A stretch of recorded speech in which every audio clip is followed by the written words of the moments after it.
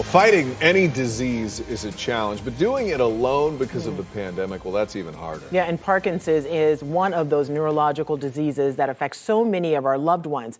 But for the first time in 2 years, the community is once again rallying support to find a cure. News 6 Morning anchor Kirsten O'Connor explains how you can get results and make a difference. I didn't want it to be held against me in any way. So yeah, I did try to keep it secret as long as I could. 10 years ago, at the age of 35, Todd Stewart was training for a half marathon when he started down a road that would lead to that very secret. Having some weird gait issues. I was kind of like, I don't want to say freezing, but it's like things were kind of stiffening up. A few months later, I noticed a little tremor in my left hand. Thought maybe I'd had too much coffee, too much pop or whatever. He went to see an orthopedic specialist with no results, then went to a neurologist. 2 or 3 minutes, like, so how long have you had Parkinson's? I was like, is this real? It felt very surreal. The neurologist told Stewart after a visual analysis of his symptoms, including not swinging his arms when he walked and failed dexterity drills, it only took minutes to diagnose him with Parkinson's disease.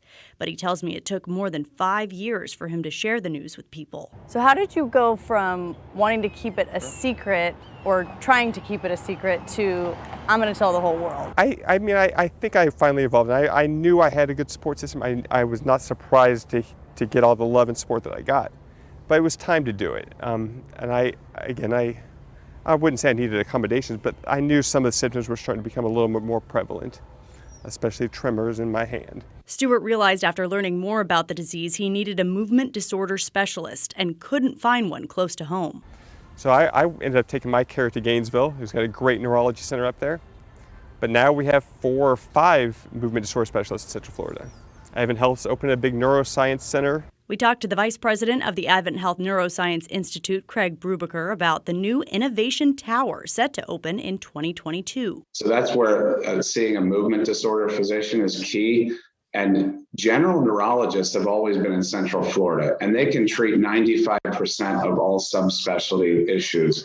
But the 5% that really need that care, and there's a lot, believe it or not, they were getting in cars and driving 1 hour and 45 minutes. According to the Parkinson's Association of Central Florida, the disease affects about 20,000 people in Orange, Seminole, Lake, and Osceola counties. Young-onset Parkinson's, like in Stewart's case, affects 10 to 20% of people who are diagnosed with the disease. Now, Stewart is hoping to gather the Parkinson's community, saying support groups were basically disbanded during the pandemic, and he worries that may have left people isolated and searching for resources. And that's why I think this is our 8th annual walk, but I think it's our most important walk just because it's been 3 years since we gathered as a Parkinson's community. Getting results for your health. Kirsten O'Connor, News 6. Now, the Parkinson's Association Walk is this weekend. It's Saturday morning, April 2nd at 8. It's at Crane's Roost, and everyone is welcome.